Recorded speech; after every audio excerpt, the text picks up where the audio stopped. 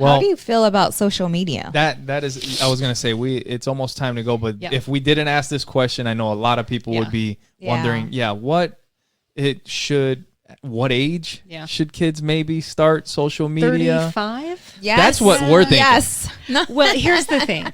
Having a phone. Social media is here to stay. It's not going away. It's probably not going to get regulated any more than it currently is. So there's the two sides of it. Understanding that kids are going to want to go on social media because it is a way. It's kind of like going down, again, dating myself. I grew up in a very small town, and the place everybody hung out was actually a gas station. Yeah. So you go down the gas station, you hang out, right? And so social media is the gas station. It's where people hang out and socialize. Yeah. And, there's good things and bad things, and teaching our kids now how to handle that is just as important as, building those relationship skills. I mean, it's part of like, how are you an appropriate person? How are you a good person in this world? And that includes social media. I will confess to you, our daughter had a phone much earlier than I wanted her to have a phone, but we were going on a family vacation. And from a safety standpoint, we were going on a cruise. Yeah. We wanted her to have the phone to be able to communicate so the kids could have some freedom. And it was great because she went to an activity and then she couldn't remember how to get back to the cabin. Oh, yeah. So she was able to text us. And so then it was like, what's around you? What are you looking at? Stay put. We're coming right there. And it wasn't a safety issue, but for her, it was the little, and she ended up finding her way back to the cabin. And, how old was she at the time? Gosh, I knew you were going to ask me. I want to say it was 5th grade. I think it was 5th grade. So that was much earlier. Yeah. I know so she's got 10. Yeah, I know she's 10, got 11, some friends that don't have cell phones, and she's in 8th grade now. And so I think it's a parent personal choice. Again, if you let them get on social media, knock on wood, my kids don't have a lot of interest in social media. That's good. So we haven't, I'm kind of now that I said it out loud, there might be a conversation happening in my future. But yeah, just teaching them how to be responsible with, and for us, it's so hard. And I am monitoring is crazy. And, we had contracts with both of our kids and know their passwords. So we're able to get on. I have, parent controls, but not crazy parent controls because I can't keep up with that. Yeah. But, every now and then we have a limit, like when they can go on and when they have to be off. It doesn't always work because there's always that, a little bit of that, catching them when they're still on. And so, trusting them and then just making sure that you set that expectation. Yeah. So I don't know. I mean, it's such a personal choice. And I will tell you, if when my kids were little, I had a cell phone and I could park them in the shopping cart and give them a movie, a video to watch while I shop, I am not even going to lie and say I probably would have done it. Yeah. Because grocery store, I remember when they were younger, the best gift ever was going grocery shopping without kids. Because you could get it done. No, totally. I go grocery store when they're at school. I don't. Yeah, I will not shop with them. It's like an hour and a half versus 45 minutes. You know, it's just really, I get it, and it's just again, it's figuring out what your values are. What do you think, babe? Because I think we're on the same page. I've talked about it before. Totally. What do you think on the social media? I'm just not for it. I'm not. They have all their life to do it, and she won't. I don't feel. And tell me how you feel about this, because I know we're gonna get some feedback from her. But I don't feel that they should have a phone until they can buy it and they could pay their own bill. What do you feel about that? Do you feel? Because I know, like, she's 10. She hasn't really asked, like, I just... Well, then maybe because we've already made it clear. Like, hey, when you can buy a phone and you can pay for it every month, then you can get a phone. Well, and I guess, again, it's your choice. Yeah. You're the parents. The other side of that is that it doesn't necessarily get in the way, but I think schools more and more are helping to teach kids about how to be a citizen online.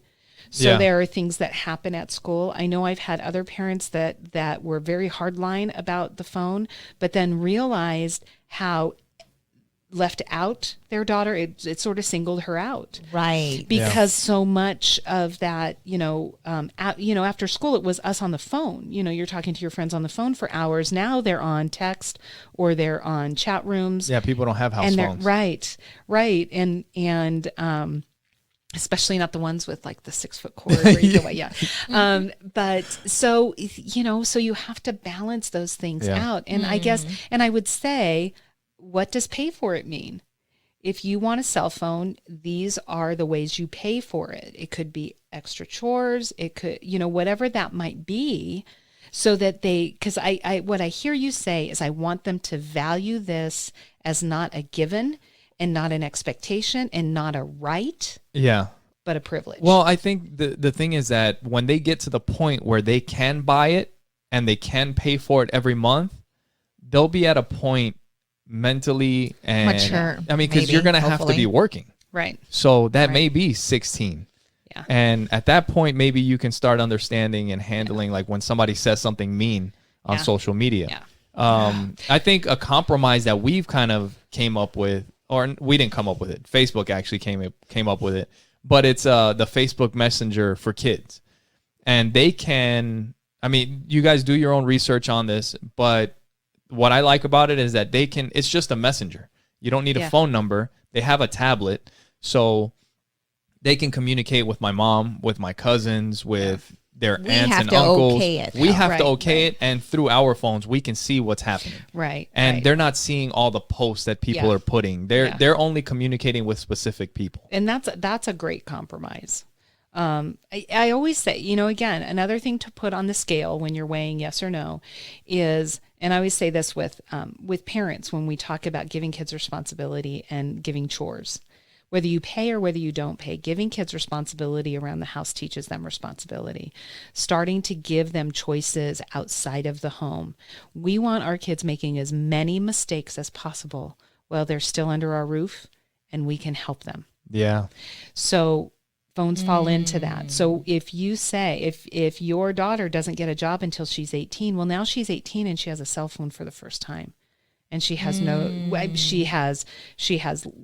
learned what she's learned from you up to 18. She's got value. She's got good decision making, but she's still got this toy that she's had for the first time. Yeah. So it gets a little scary. So again, you put that on that scale of, do you want them making all of those mistakes? That's a good point, yeah. While you still have the authority to say, I have your password. I can look at your phone anytime I want. There are apps where, just like Facebook Messenger, there are apps where you can see all of their texts and if they do email on their phone. Yeah. So you can connect it to your phone. Do we let them know though that we have access to all of that, or just put it on there? What's your spy opinion? like a creep. Well, there's spyware. I mean, there is parent spyware that the kids do not know it's on their phone. Yeah. My opinion as a parent is when you are honest with your kids, it creates another barrier. If you say, I will see everything you see, because that's just another level up of, I've got your password and I pay for your phone. I own your phone. I get your phone whenever I ask for it. Yeah.